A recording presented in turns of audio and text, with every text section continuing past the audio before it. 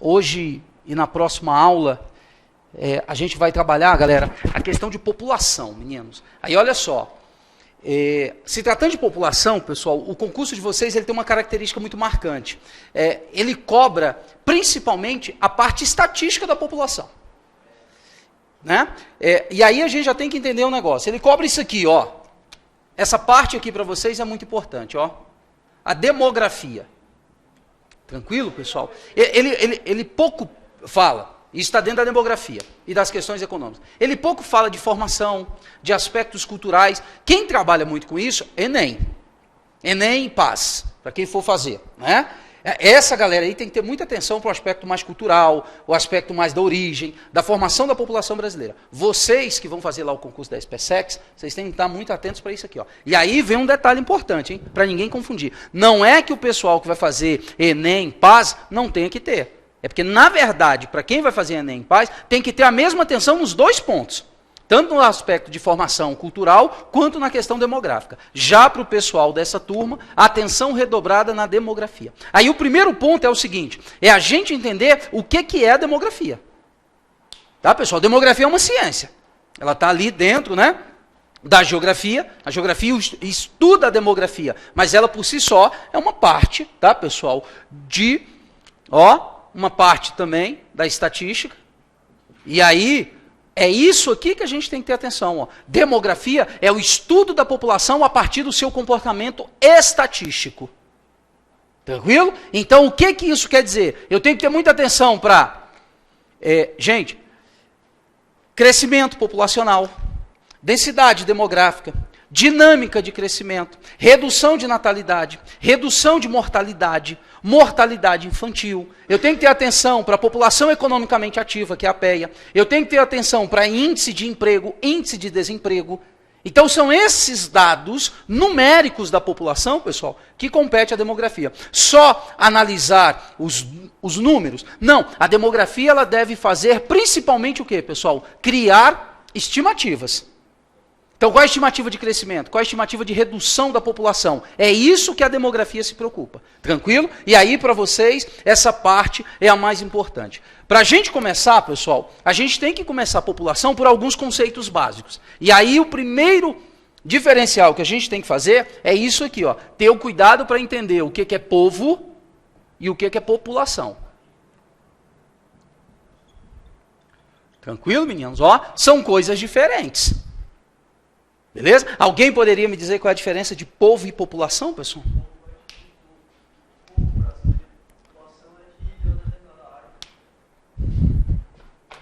O povo também pode estar restrito a uma área, né? Um determinado povo. Mas sua linha de pensamento está correta, não está errada. Só precisa fechar mais para a gente ter a clareza da diferença de povo e população. Pessoal, a grande diferença é que quando eu falo de povo, eu estou falando de seres humanos. Pessoas que têm em comum um traço cultural. A cultura. É isso que organiza um povo, o povo brasileiro. Eles compartilham o mesmo, pessoal, ou traços culturais semelhantes. Agora, quando eu falo de população, pessoal, eu estou falando de quantitativo apenas. Eu não estou falando do traço cultural. E, inclusive, olha atenção, população não é um conceito exclusivo para seres humanos como é povo. Eu não falo, por exemplo, meninos, no povo de uma determinada espécie de animal. Eu falo povo só para seres humanos. Por quê? Porque só o ser humano produz cultura. Né? As outras espécies não produzem cultura. Então, esse é o grande diferencial. Agora, cuidado com população. População, pessoal, eu utilizo para qualquer espécie. Por exemplo, a população de grandes felinos no Brasil vem caindo drasticamente nas últimas décadas. Ó, eu não estou exclusivo para a população, para seres humanos. População posso usar de forma geral. Tranquilo, pessoal? Então, tenha atenção para isso. Ó, povo e população. Os dois conceitos inicialmente para a gente diferenciar. Bacana? Aí, uma vez entendido, pessoal, que povo tem traço cultural e população não, é apenas uma questão numérica, eu já tenho que pensar o seguinte, a demografia vai muito falar disso aqui, ó.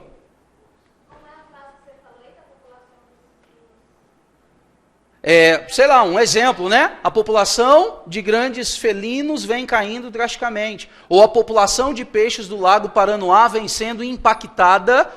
Você entendeu? Sim, a população posso utilizar para qualquer animal, para qualquer espécie. Povo não, povo é só para os seres humanos. Por causa da questão da produção da cultura. Tranquilo? Então, meninos, atenção para isso, ó. Demografia. Vai falar muito de população. É por quê? Porque ela vai falar da questão de animais? Não. Mas para a demografia, o que vai valer, pessoal, é a questão numérica, o comportamento estatístico, e não os traços culturais. Os traços culturais ficam a cargo da sociologia, da antropologia. A demografia não. A demografia cuida da questão estatística. Beleza? Grande primeiro diferencial que teremos que fazer. Outro conceito básico, meninos, para a gente entender, é isso aqui, ó. Que quando eu falo de população, aí eu posso falar de dois grandes conceitos de população, que é a de população absoluta e população relativa. A população relativa tem um sinônimo. Qual é o sinônimo de população relativa? Eu posso também chamá-la de quê? A densidade demográfica. Então, ó, densidade demográfica. Aí, meninos, uma coisa muito simples. Olha lá, quando eu falo de população absoluta, eu estou falando, gente, de total de habitantes, ó, total de habitantes de uma determinada área. Isso é a população absoluta. Aí vamos lá para o caso, Brasil. Quando eu trato do Brasil, a nossa população absoluta, que o IBGE divulgou esses dias, 204 milhões de habitantes. Importa quem são? Não. A questão estatística, numérica. Nós somos 204 milhões de habitantes no Brasil. Acabou. Tranquilo, pessoal? Agora, ó, cuidado com isso. E aí, muitas questões de população pegam a galera por causa da confusão desses dois conceitos. Agora, qual é a nossa população relativa? Qual é a nossa densidade demográfica? Ó, olha o nome, densidade demográfica, ou seja, a concentração de pessoas. Então, a densidade demográfica, ela é alcançada a partir do momento que eu faço isso aqui, ó. Eu pego a população e divido pelo território. No nosso caso, eu vou pegar 204 milhões e vou dividir por 8.500 quilômetros quadrados. 8.500.000 quilômetros quadrados.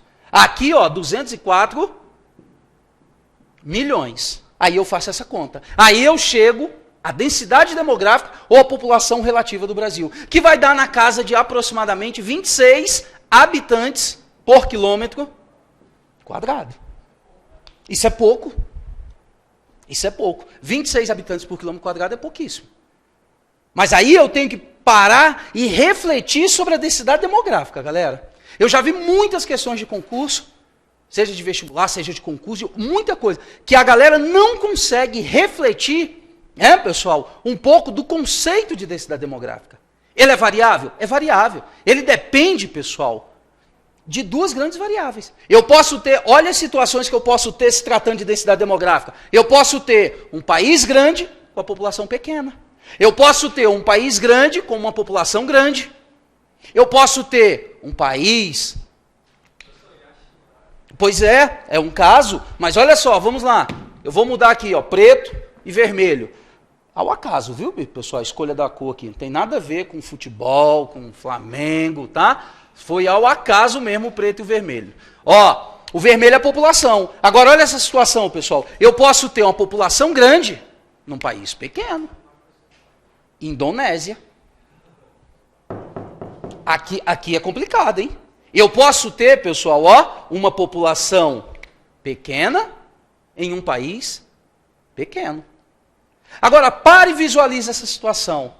Gente, olha isso aqui. Densidade demográfica altíssima. Densidade demográfica alta.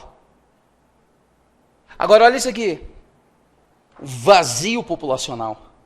Agora, olha isso aqui, pessoal. Eu posso ter uma boa densidade demográfica.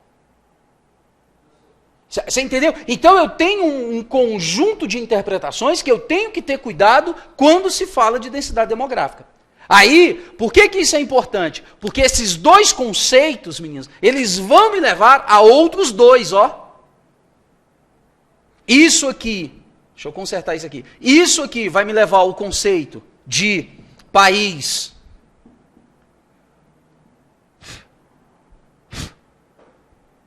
povoado. E isso aqui vai me levar ao conceito de país populoso. Que aí, ó, eu também tenho que saber qual é a diferença. Por quê? Eu tenho um país que é povoado e não é populoso. Eu tenho um país que é populoso, mas não é povoado. Eu tenho um país que é populoso e também povoado. E isso que vai ser determinado vai ser por isso aqui, ó. Pela a compreensão da densidade demográfica da população relativa. Vamos lá para um exemplo. Brasil é desse tamanho. Tá, pessoal? Canadá também é desse tamanho. Só que olha a diferença. O Brasil é desse tamanho com a população desse tamanho. O que dá apenas aquilo ali. E o Canadá é desse tamanho com a população desse tamanho. Quer dizer, se o Canadá, pessoal, tem essas condições, eu estou querendo dizer o quê? Eu estou num país muito grande com uma população reduzida. Quer dizer que a densidade demográfica do Canadá é ridiculamente pequena. Eu tenho um país que é maior do que o Brasil e que tem 34 milhões de habitantes apenas. 34 milhões apenas, pessoal. O estado de São Paulo tem mais gente do que o Canadá, porque São Paulo tem 44 milhões de habitantes. O estado, não a cidade, por favor. Agora, você imagina, você pega 34 milhões de pessoas e joga num território que é maior do que o do Brasil. Quase 1 milhão de quilômetros quadrados a mais do que o Brasil. Ou seja, o Canadá, pessoal, o território, ele impõe certas dificuldades de distribuição que eu crio os chamados vazios populacionais, que também temos no Brasil. Qual é o grande vazio populacional no Brasil? A região amazônica como um todo. Gente, na Amazônia, a densidade demográfica da região norte é de 5 habitantes por quilômetro quadrado, pessoal. 5 habitantes por quilômetro quadrado. Para vocês fazerem um referencial, Distrito Federal é muito tumultuado? É muito cheio? Gente, nem tanto. Sabe qual é a densidade demográfica no Distrito Federal? 417 habitantes por quilômetro quadrado. 417 habitantes por quilômetro quadrado nós temos aqui. Agora, olha da região norte. 5 habitantes por quilômetro quadrado.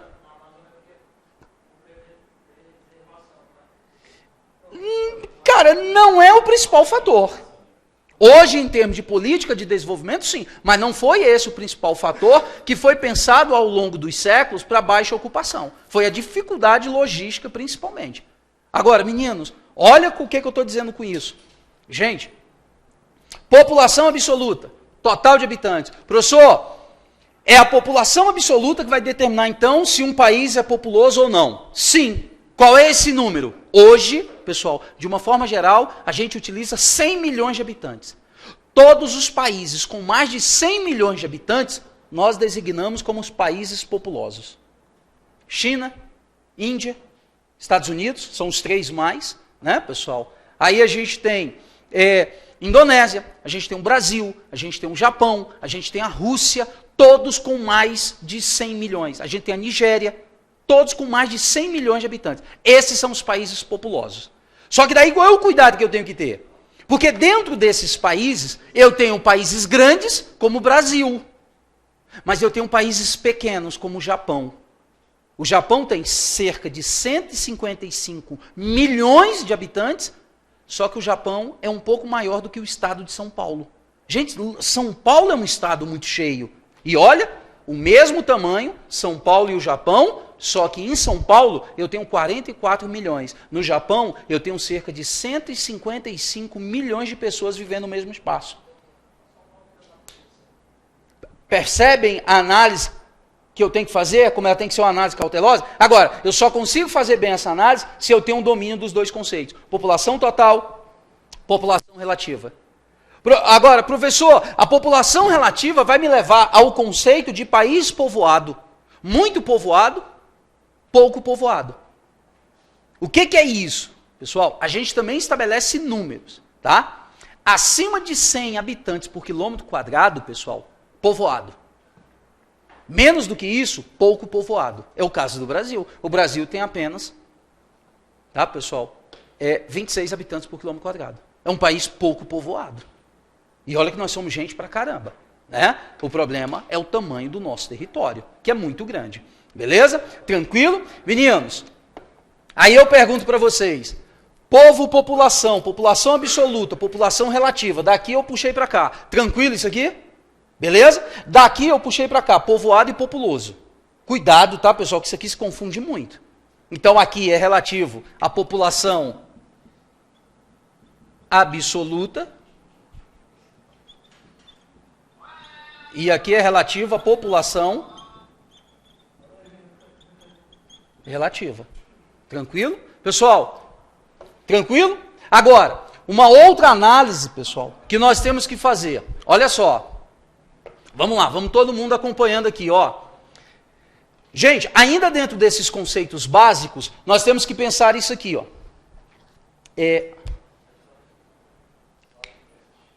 Olha esse detalhe aqui, meninos. Presta atenção. E aí vocês vão me pontuar a situação, ó. Tamanho do país, vou chamar de A. O tamanho do país, que eu vou chamar de B. Agora, gente, diga. Não, menor. A da Rússia está na casa de 130 milhões. Tá? A do Brasil é a quinta maior população do planeta. Beleza? Ele é o quinto maior em população e ele é o quinto maior em extensão territorial do Brasil. Ele é quinto. Tá bom? Agora, meninos, olha essa situação. Olha o tamanho da população. Agora, olha o tamanho da população. Calma aí. Não são duas situações muito parecidas? Densidade demográfica? A mesma. Qual a densidade demográfica deles? X. Desse aqui? Também X. Um número igual. Agora, só um pouquinho, pessoal. Isso já me dá um quadro geral da distribuição da população pelo território? Não. Por que que não? O tamanho é o mesmo, a população é a mesma. Por que que a distribuição da população é diferente, sendo que a densidade demográfica é a mesma? Vamos lá para um exemplo prático. Vamos só aqui para um exemplo didático. Sei lá, 50 habitantes por quilômetro quadrado. Aqui também o mesmo. 50 habitantes por quilômetro quadrado. Por que que a distribuição da população não é a mesma? Não necessariamente é a mesma.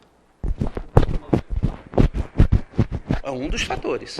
A questão histórica da ocupação.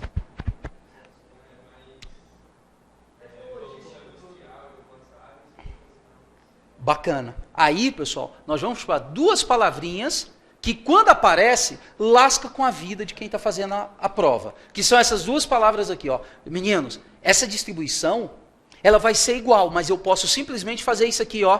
Pegar essa população, pessoal, que é muito grande, e concentrar em uma parte do território. E essa população, que é do mesmo tamanho, eu posso simplesmente, ó, distribuí-la ao longo de todo o território. É o mesmo número de habitantes. Só que nesse caso, a população está bem distribuída pelo território. Todo o território é ocupado. Exemplo, país grande, população grande, bem distribuída. Estados Unidos. O território inteiro é ocupado. País grande, população grande, mal distribuída. Brasil. A população está concentrada na faixa litorânea. O que é que provoca isso? Meninos, é o entendimento disso aqui, ó, de áreas que nós chamamos de ecúmenos e anecúmenos. Então, ó, o que é o ecúmeno? São um conjunto das áreas propícias à ocupação. Então, ó, essas áreas aqui são propícias à ocupação. Quais são as áreas de ecúmenos? Planícies, as margens de grandes rios, tá, pessoal? A faixa litorânea. Essas áreas facilitam a ocupação. Por quê? Porque o relevo é aplanado e você tem a disponibilidade da água. Agora, ao contrário, pessoal, de planícies, faixas litorâneas, áreas aplanadas, eu tenho áreas desérticas, áreas de desertos frios, eu tenho áreas de densas florestas e a gente tem áreas montanhosas. Essas áreas, meninos, não são áreas de fácil ocupação. E por isso, elas são designadas de anecúmenos. Ó, são áreas de anecúmeno, que são áreas não propícias a ocupação humana. Aí vamos lá. Eu acabei de comentar, ó, um exemplo de ecúmeno, a faixa litorânea. Gente, é fácil ocupar a faixa litorânea. As condições ambientais são favoráveis. No nosso caso, alguém comentou aqui, ó, um dos três aqui, eu não lembro quem foi. No nosso caso, eu ainda tive o contexto histórico facilitando. A ocupação do Brasil ficou restrita inicialmente à faixa litorânea. Por quase 3 séculos, nós ocupamos o litoral. Começamos no século XVI, tá, pessoal? E só fomos interiorizar no século XVIII. Então, essa ocupação provocou essa situação aqui, ó, uma elevada concentração, que também foi influenciada pela presença da floresta amazônica, tá, pessoal? Que é uma área difícil de ser ocupada. Agora, ela poderia ter sido ocupada? Sim, porque não é uma região montanhosa, não é uma região desértica, não é uma região polar. Que essas regiões, aí sim, são muito mais difíceis de serem ocupadas. Exemplo, o Canadá. Eu tenho um país gigantesco, onde a população está concentrada aqui, ó. O resto do Canadá é um grande vazio populacional. O que eu tenho naquelas regiões? Alguns povos primitivos isolados. Os inuites, né, por exemplo, que são comumente chamados de esquimós, né? Mas que o nome correto é inuit, é o povo inuit. Só. Assim como no Brasil, eu tenho alguns povos mais isolados, com algumas exceções de grandes ocupações urbanas. Manaus, Belém, pessoal? Fora isso, meninos, pequenas aglomerações. Vamos lá, por exemplo? Gente, o estado de Roraima no Brasil tem cerca de 600 mil habitantes. Gente, 600 mil habitantes no estado inteiro, pô. Galera, vamos lá? Vamos ter um exemplo disso aqui? A Raposa Serra do Sol. Tem um fator, mas tem outros. Vamos lá para um exemplo bem prático. Pega Samambaia. Pega Ceilândia. Pronto, deu 600 mil pessoas. Aí você imagina, um estado inteiro ocupado por apenas 600 mil pessoas. Tranquilo? Aí olha só, ficou claro isso aqui, meninos? Ficou claro essa questão? Então isso aqui, cuidado.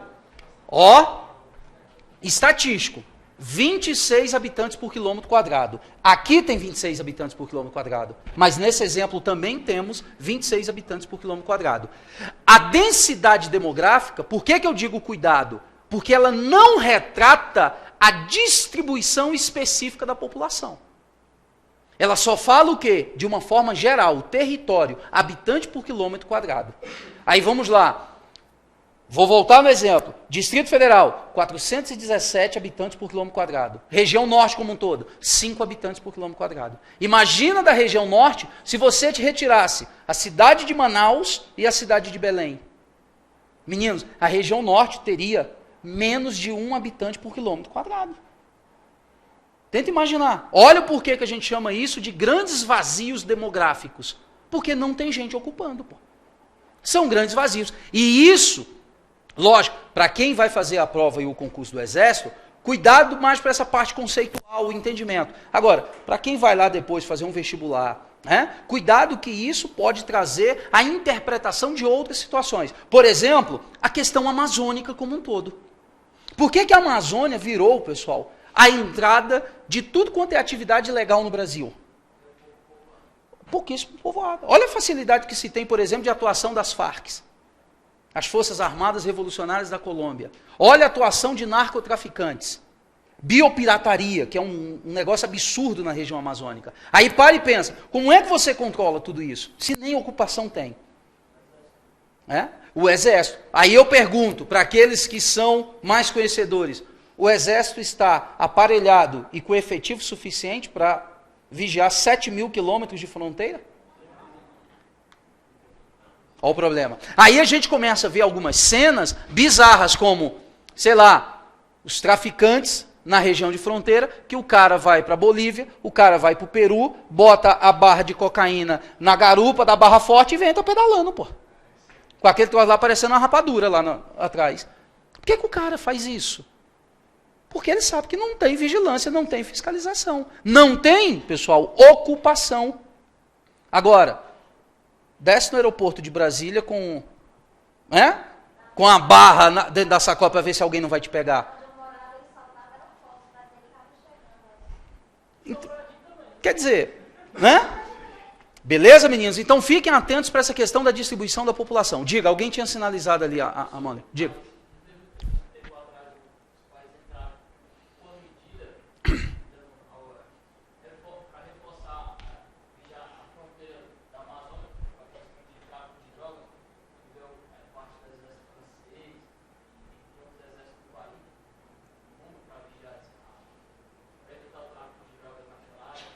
No Brasil? Ah, tá, não, mas aí essa operação na Colômbia, ela até recebeu esse nome, né, de Plano Colômbia. O exército americano que faz isso, né? Mas é pouco eficaz isso. Porque você está justamente numa região de grande adensamento florestal, uma região de pouca ocupação, e por mais que você monte bases e coloque militares, como fez os Estados Unidos na Colômbia, você tem a fronteira com os outros países vizinhos que não aceitaram o Plano Colômbia. Venezuela, Peru, Brasil. A Colômbia fez essa parceria com os Estados Unidos. Lógico, recebeu equipamento militar em troca, né? Recebeu helicópteros, né? Helicópteros modernos, CH-60, aquela coisa toda. Teve treinamento, teve, né, transferência de equipamento, de recursos, só que efetivamente você não consegue controlar tudo, né, cara? E o grande portão aberto, eu não digo nem porta, eu digo portão aberto, é a região amazônica ser um grande vazio populacional. E isso facilita tudo quanto é tipo de tráfico possível de acontecer na região. Até tráfico de combustível, né? A fronteira com a Venezuela é uma festa, né? Um cara vai de carro, leva tambor, leva garrafa PET, leva tudo, traz tudo de gasolina, pô. Legalmente pode com 50. E o que não pode? E que passa? Né? Aí quando chega no Brasil, o cara dá uma misturada com água, né? Bota um sabãozinho em pó para fazer uma espuminha, aquela coisa toda, e ainda vende a gasolina batizada, né? Quer dizer, aí é muito complicado. É por isso que o Estado tem dificuldade de fiscalizar a região norte. Um dos fatores é o fato de ser um grande vazio populacional. Tranquilo? Beleza? E o Exército até andou intensificando a concentração de militares no norte, retirando do central, da área central do Brasil e levando mais para a região de fronteira. Mas isso é só um paliativo, não resolve o problema. Para resolver o problema, se você dobrasse o efetivo do Exército, ainda ficaria capenga. Ainda ficaria capenga. O Exército, eu não sei os dados atualizados, mas as Forças Armadas Brasileiras como um todo, as três forças, parece que tem 350 mil homens. Se não me falha isso, as três forças, aeronáutica, né, marinha, exército, a maior parte, lógico, é do exército. Se o exército dobrasse o efetivo dele, ainda ficaria muito capenga. Tanto de material humano, como também de material bélico. Né? Material bélico é irrisório, é piada. Né? Então, assim, a fronteira fica aberta. E isso tudo, pessoal, passa um pouco por esses conceitos, por esses entendimentos aqui. Tranquilo? Vejam lá que já foram muitos conceitos, meninos. Povo, população, população absoluta, relativa, país populoso, povoado, ecúmeno e anecúmeno. Alguém alguma dúvida em algum desses conceitos? Não? Então vamos seguindo. Deixa eu apagar tudo isso aqui. É o Black Hawk, CH-60 Black Hawk. Bom, a designação dele nos Estados Unidos, né? Não necessariamente nos outros países tem que ser Black Hawk. Já assistiu o filme Black Hawk Down? Show de bola aquele filme, né? O Falcão Negro em Perigo. Intervenção desastrosa dos Estados Unidos na Somália, né?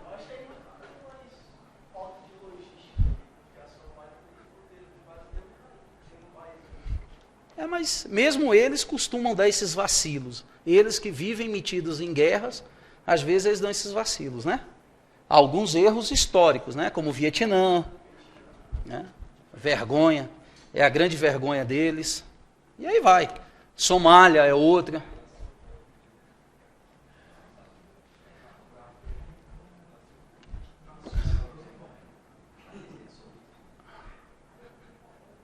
Aí é por isso que o Exército bota vocês para fazerem prova de geografia do Brasil. Nenhuma força militar vai ser efetiva se ela não tiver um elevado conhecimento do território. Não somente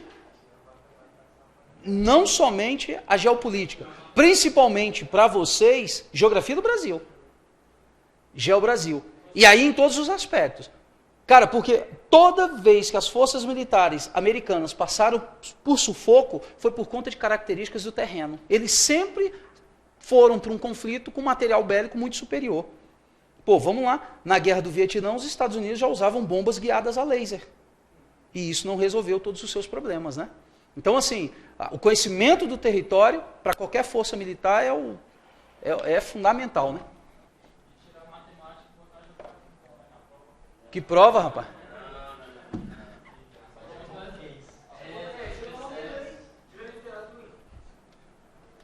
Não tem literatura não, rapaz, tem?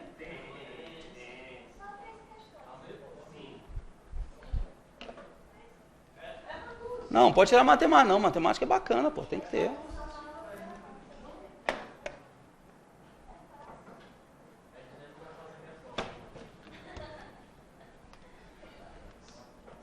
Meninos, então vamos lá, vamos dar prosseguimento aqui. Ó. Então, beleza. Esses conceitos foram iniciais. Agora a gente precisa também, pessoal, eu vou voltar mais agora para alguns conceitos da população.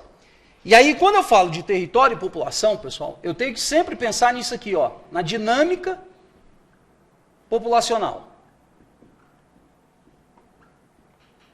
Como a população se comporta estatisticamente, não culturalmente, tá bom? Estatisticamente, como que ela se comporta. Aí, para eu entrar nessa parte, nós temos que saber vários conceitos daquelas taxas. Ó, taxa de mortalidade. Alguém poderia me dizer, pessoal, arriscar aí o que é a taxa de mortalidade?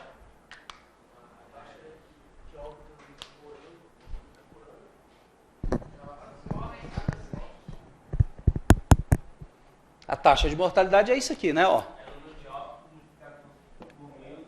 É o número de óbitos, fato, multiplicado por 1000, dividido pela população absoluta, o total, absoluta. Isso vai dar a taxa de mortalidade. Traduzindo isso aqui, significa dizer, é o número de óbitos, tá, pessoal, em cada grupo de 1000 habitantes ao longo de um ano. Isso é a taxa de mortalidade. O número de óbitos em cada grupo de 1000 habitantes ao longo de um ano. Não é um número de óbitos absoluto da população. É o número de óbitos em cada grupo de 1000 habitantes. Então pegue um grupo de 1000 habitantes. Quantas pessoas morreram naquele grupo ao longo de um ano? Sei lá, vamos aqui para um exemplo. 10. Então beleza. A taxa de mortalidade foi de 10 por 1000. Cuidado com essa representação, né? Vocês estão muito acostumados com essa aqui, ó, porcento. A por 1000, vocês não são muito acostumados. São dois, né? Dois símbolozinhos ali embaixo. Então, ó, 10 por 1000. O que é que eu estou te informando sobre isso aqui? Se for taxa de mortalidade, que em cada grupo de 1000 habitantes ao longo de um ano, morrem 10 pessoas. Tranquilo? É lógico, pessoal, uma média geral. Agora, o mesmo conceito, o mesmo entendimento vale para a taxa de natalidade. O que é? A mesma coisa, só que não, lógico, o número de óbitos, mas o número de nascimentos em cada grupo de 1000 habitantes ao longo de um ano. Aí, olha só, presta atenção, taxa de natalidade. Pessoal, o número dela aqui vai ser agora primordial para demonstrar a dinâmica populacional. Por exemplo, se for de 9 por 1000, é uma situação. Agora, e se forem 11 por 1000? Uma situação. Agora, olha se acontecer isso aqui.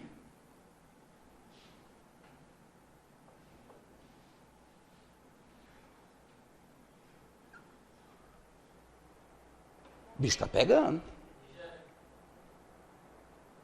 Por quê?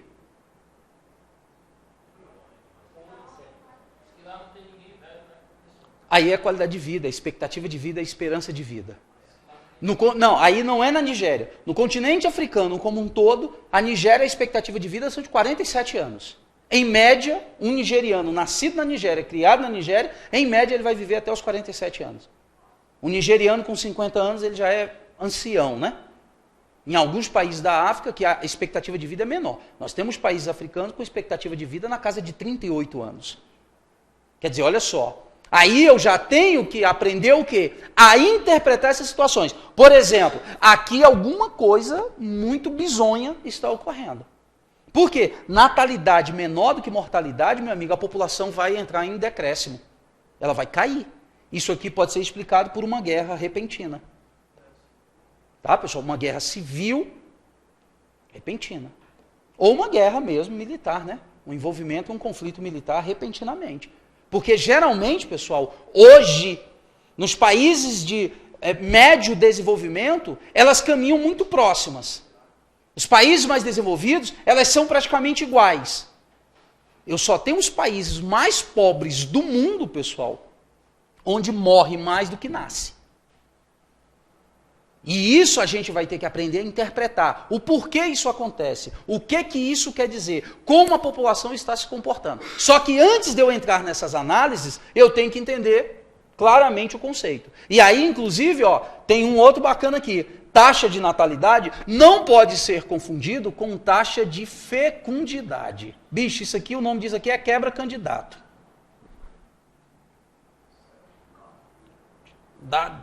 Faltou aqui. Isso aqui, cara, isso aqui é quebra-candidato. Quando isso cai numa prova, meu amigo, vira um salseiro desgraçado. Taxa de natalidade e taxa de fecundidade. O nome é muito parecido. Tudo está associado a nascimento.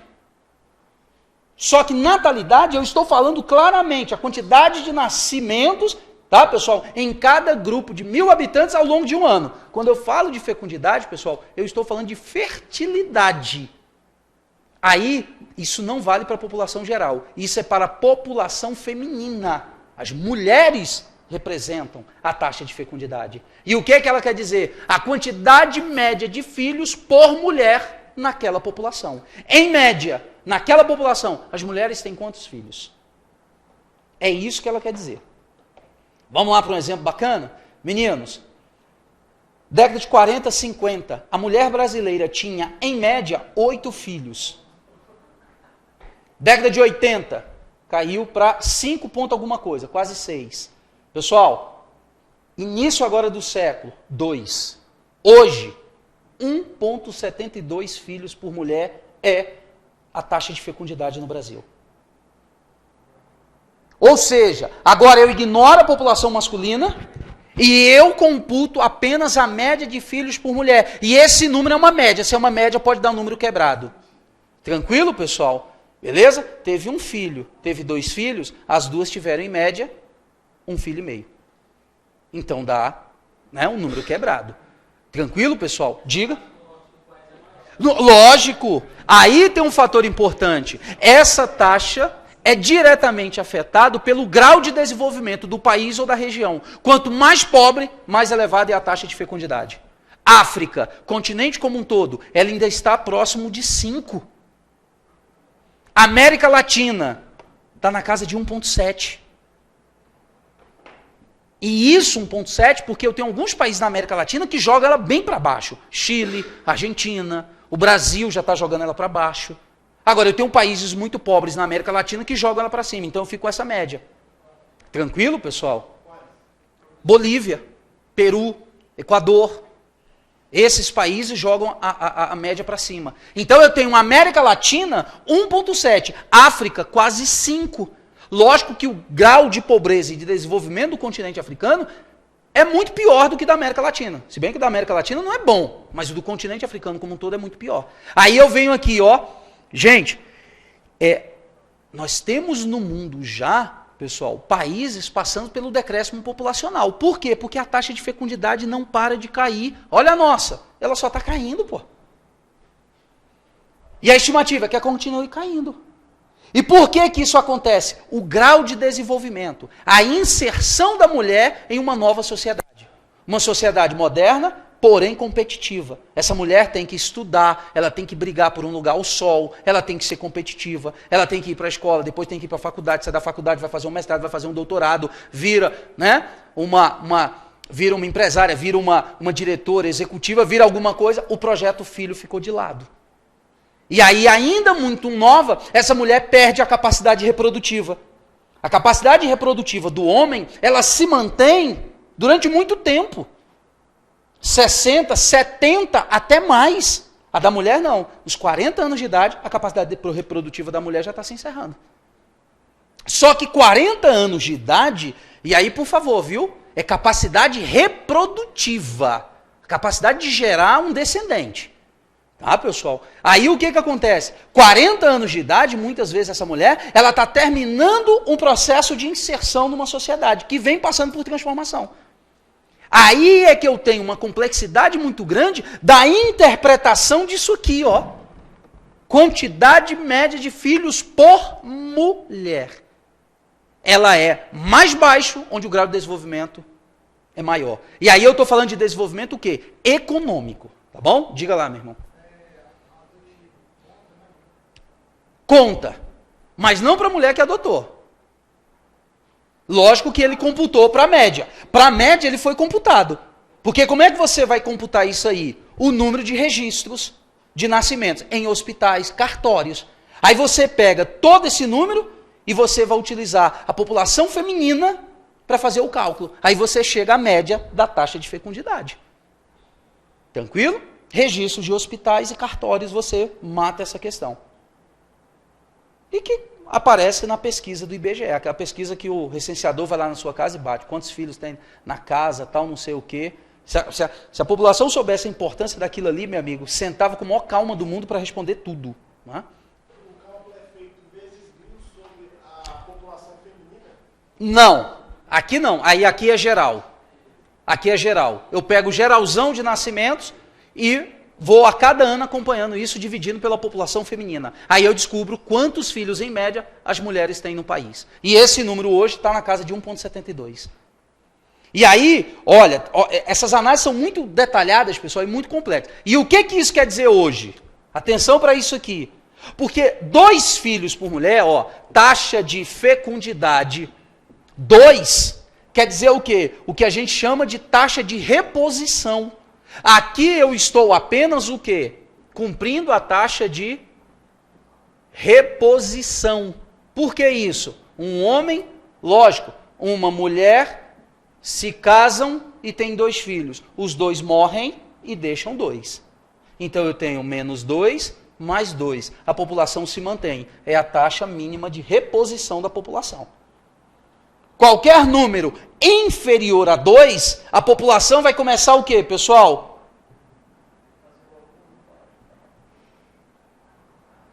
Morrem 2, deixam um descendente, quer dizer que eu vou ter aqui um decréscimo da população. Professor Rafael, calma aí, mas alguma informação não bate. O Brasil não já está menor do que 2? Sim, já está.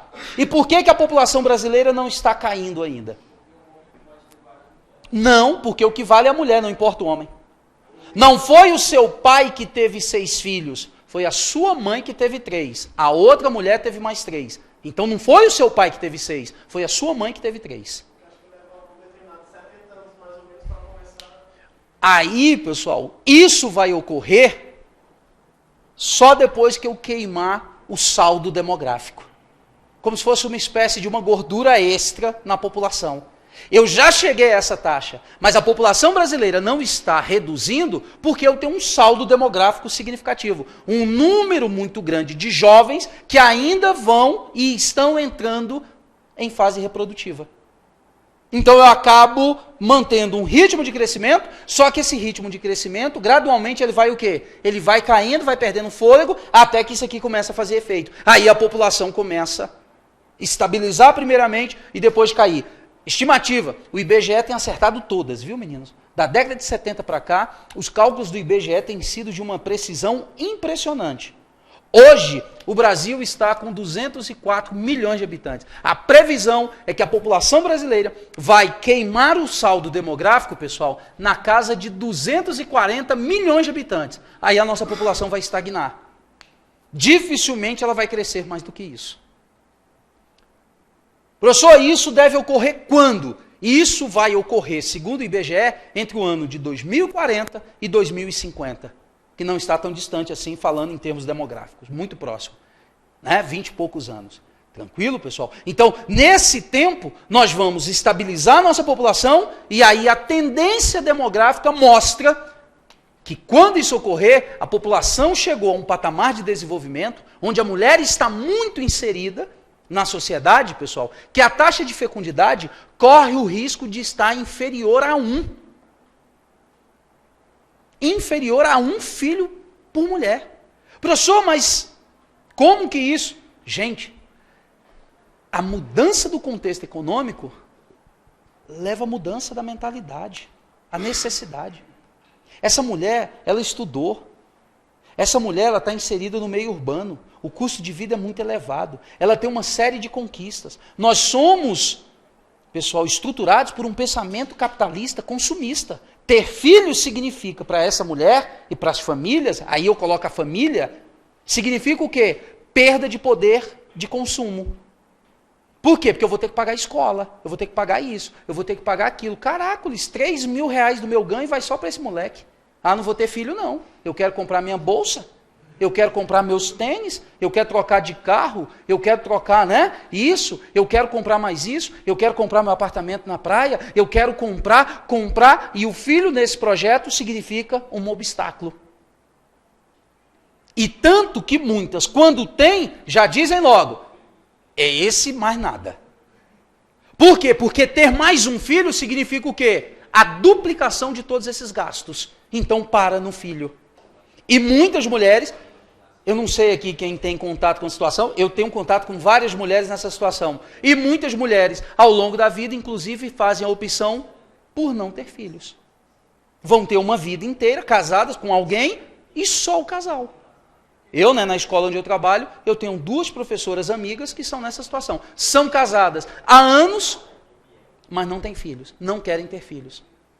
Por quê? Porque todo ano querem ir para os Estados Unidos comprar, querem ir para o Canadá, querem ir para a Europa, aquela coisa toda. Não entendo, mas respeito. Aí a gente entra até numa questão, pessoal, agora, de modificação de comportamento. Aí a gente começa aí, eu começo a sair da estatística, da demografia, e começo a ir para a sociologia. Aí eu paro aqui um pouco nessa questão e a gente volta para a questão demográfica, a questão estatística, tá? Só para a gente explicar o porquê que a taxa de fecundidade vem caindo abruptamente. Professor, e por que nos países pobres não cai? Porque, gente, se o país é pobre, a mulher não está inserida na economia. Se ela não está inserida na economia, ela continua cumprindo aquele tradicional papel da dona de casa e reprodutora. Aí ela tem 3, tem 4, tem 5, tem 16 anos, já tem 2, tem 18, já tem 4. A cada 2 anos, 2 novos meninos, Aquela situação que a extrema pobreza provoca. Aí olha como é o pensamento. Tem gente que diz o seguinte,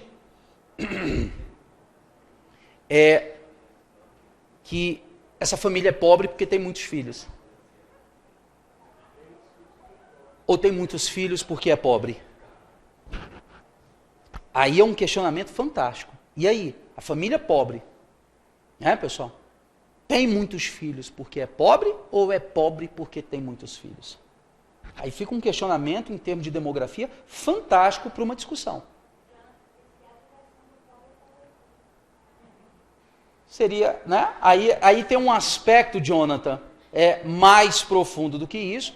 Isso é uma brincadeira clássica, Dizer que é isso, que é diversão, não tem televisão, não tem videogame, não tem nada, vai fazer filho. Mas não é isso que explica. É muito mais a questão do acesso ao conhecimento, tá, pessoal? E não somente ao conhecimento, Há métodos contraceptivos, tudo isso. Beleza? Meninos, vamos largar um pouco esse aspecto sociológico. Pessoal, antes da gente encerrar, deixa eu só fazer uma pergunta. Ficou claro o que é taxa de natalidade, o que é taxa de fecundidade, pessoal? Clareza total. Não vão confundir isso aqui. Cuidado, tá, pessoal? Pouco cai, mas quando cai também, faz um salseiro desgraçado esses 2 conceitos aqui, porque a moçada costuma misturar tudo isso aqui. Beleza? Meninos, na próxima aula eu vou projetar uns gráficos para a gente entender o conceito de transição demográfica. O que é cada fase, como que acontece e por que acontece esse processo aqui, Por que nós provocamos isso aqui, tá bom? Mas daí fica para a próxima aula, meninos. Valeu, galera.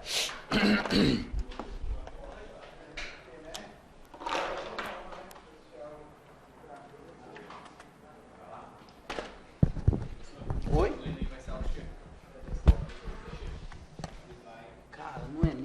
eu encerro com eles. Transportes.